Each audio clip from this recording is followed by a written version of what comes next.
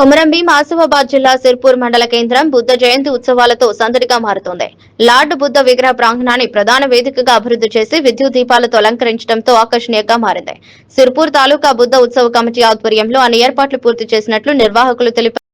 ఈ వేడుకల నాగపూర్ కు చెందిన పూజ్య భద్దంత్ దమ్మ సారథి, నిజామాబాద్ కు చెందిన పూజ్య బంతే గోస్విచ్ చేసి ధర్మ బోధనలు చేయనున్నారు. మధ్యాహ్నం 1 గంట నుంచి ఉపాసికలు, అంబేద్కర్ అభిమానులు, స్వామినార్ సంఘాల నాయకులకు భోజన సదుపాయం ఏర్పాటు చేశారు. రాత్రి 10 గంటలకు ఖవ్వాలి కార్యక్రమం నిర్వహించనుగా టీవీ గాయకులు భీమేష్ భారతి, దీపాలి ఇంగ్లే పాల్గొన్నారు.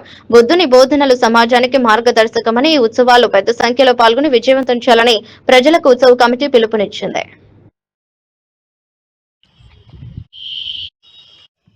తాలూకాలోని బౌద్ధ బాంధవులకు మరియు ఇతర సామాజిక బాంధవులకు సుధా నా యొక్క జై భీములు, నమో బుద్ధాయ్. రేపు వైశాఖి పౌర్ణిమ సిర్పూర్ లార్డ్ బుద్ధ ప్రాంగణంలో పెద్ద ఎత్తున ఈ కార్యక్రమం నిర్వహించబోతున్నాం.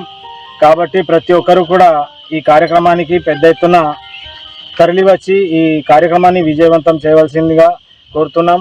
ఈ వైశాఖ పౌర్ణిమ అంటేనే త్రిగుణ పౌర్ణిమ. ఈ పౌర్ణిమకి అన్యన్న మహత్వం ఉంది. చాలా పురాతనమైన ఇతిహాస్ కూడా ఉంది. చారిత్రకరమైన పౌర్ణిమ కాబట్టి ఈ పౌర్ణిమకు ఇక్కడ సిర్పూర్ తాలూకాలోని లార్డ్ బుద్ధ ప్రాంగణంలో రేపు పెద్ద ఎత్తున కార్యక్రమం జరుగుతుంది.